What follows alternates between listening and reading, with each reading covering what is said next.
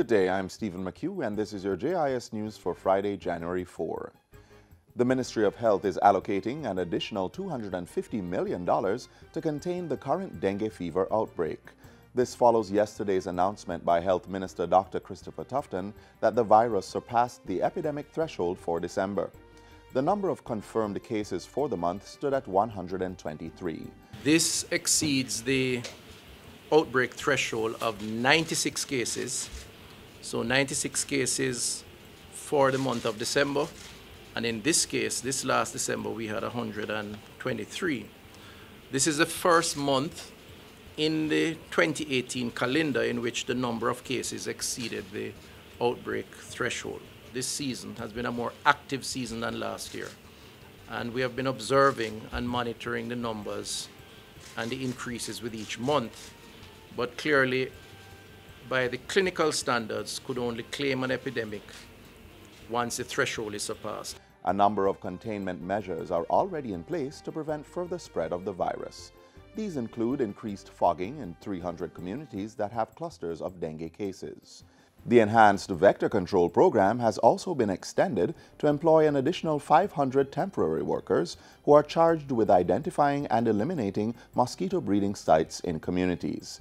Meanwhile, extended opening hours will be maintained for several health centers in Kingston and St. Andrew, St. Thomas, St. Catherine, St. Anne, St. Mary, Manchester, Clarendon, St. James, and Westmoreland. The ministry has also triggered the Emergency Operation International Health Regulations and National Emergency Operations Centers. In other news, the number of Jamaicans getting work under the Overseas Employment Program in the Ministry of Labour and Social Security is growing. This was announced by Portfolio Minister Shahini Robinson at a ceremony for the first batch of farm workers departing this year for Canada.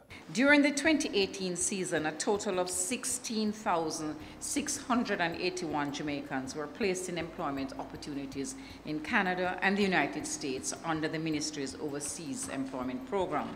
This represents an increase of 703 workers compared to the 2017 season. Minister Robinson says figures indicate that 60%, or 9,820 of the job opportunities for 2018 were secured in the Canadian market, compared to 9,367 in 2017. The seasonal work program accounted for the larger part, with 9,204 seasonal workers, while 616 workers were employed under the low-skilled program. 299 farm workers departed the island for Canada on January 3 and 4. 41 of them are traveling on the program for the first time.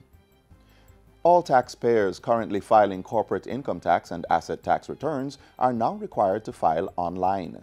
The filing of the taxes should be done via the Tax Administration Jamaica TAJ online portal at www.jamaicatax.gov.jm. This took effect on January 1. Additionally, as of January 14, employers will be required to electronically submit their employer's monthly statutory remittance payroll deductions SO1. The declarations must also be submitted using the same online portal. The TAJ has been providing support to these taxpayers through training sessions for persons identified in this fifth phase of the mandatory e-filing requirement. The support includes one-on-one training sessions for staff and advisory visits at business locations. Taxpayers are reminded to contact their client relationship manager, taxpayer education manager, or TAJ's customer care center to register for e-filing or to arrange for the assistance.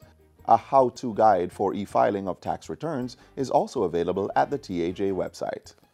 The National Works Agency, NWA, has started to install a set of concrete girders for the bridges being constructed at 3 miles in the corporate area.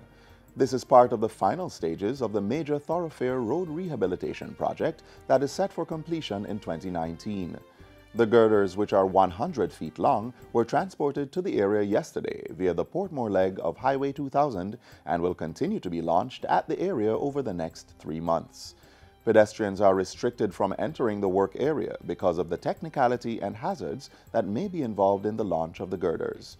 The work on the 3 miles area forms part of the government's Road Infrastructure Legacy projects under the Major Infrastructure Development Program MIDP. Transport Minister Robert Montego is requesting an acceleration of the audits on marine vessels that operate on the island. The minister has also made special requests for the audits on the Palisados vessels to be completed within 2 weeks. Minister Montego's request follows a recent incident where a boat carrying 13 persons overturned off the coast of Port Royal. The audits are being carried out by the Maritime Authority of Jamaica. The minister is also calling for additional resources to be pooled to create safety signs at Lime Key and surrounding areas. He's appealing to Coast Guards and Marine Police to do more checks on all vessels to ensure they comply with the Maritime Authority of Jamaica's documentation and safety standards. And finally, the Ministry of Sport is negotiating with China to finalize plans to complement the current 3-year technical agreement on sport between both countries. This was disclosed by Portfolio Minister Olivia Grange during a news conference to commence Year 2 of the Jamaica China Technical Assistance Project on Sport. It was launched at the Jamaica Pegasus Hotel on Wednesday. Negotiations are ongoing, and those negotiations include: 1, training of other teams in China, possibly to include winter sports teams, field events athletes, particularly in the throws, triathletes, water polo. The minister says the negotiations also include training of Chinese sprint athletes in Jamaica, redevelopment of national sport infrastructure facilities, and training of athletes in China for 3 months instead of 2. It is also hoped that Chinese coaches will be dispatched to Jamaica for 2 or 3 month rotation periods, and that local medical personnel, massage physiotherapists, and chefs may accompany our delegation to China for training.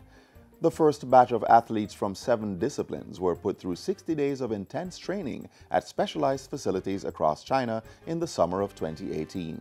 Local coaches also benefited from the sport clinics, and a gym was completely outfitted for gymnastics. Under the current technical agreement, more than 400 Jamaican athletes will travel to China for training over the next 3 years. And that's it for JIS News Today. I'm Stephen McHugh. Thanks for watching.